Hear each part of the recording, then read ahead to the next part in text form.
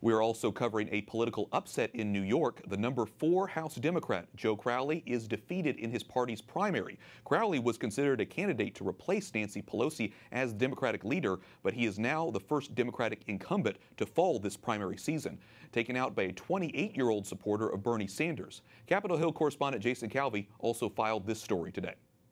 I'm gonna grab her. She's right here. Newcomer Alexandria Ocasio-Cortez beats 10-term Congressman Joe Crowley. She says he was absent from the district, which includes Queens and parts of the Bronx.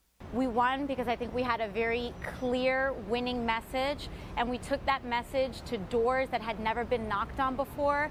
We spoke to communities that had typically been, I think, dismissed, and they responded.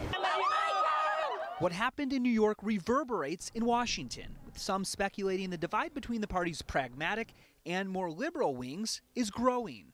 Well, it was a shock. Congressman Stephen Lynch is one of 63 Democrats who voted against Nancy Pelosi to be Democratic leader, wanting fresh leadership. What does this say about change in the leadership moving forward? Well, I think that's a question for another day. Certainly, Joe was one of the people that we were looking to, but you know, I think again, we've got primary elections coming up, and so I think probably that's a good question the day after the last primary.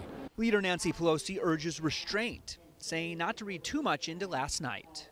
The fact that in a very progressive district in New York, it went more progressive than, well, Joe Crowley is a progressive, but more to the left than Joe Crowley is about that district. It is not to be viewed as something that stands for everything else.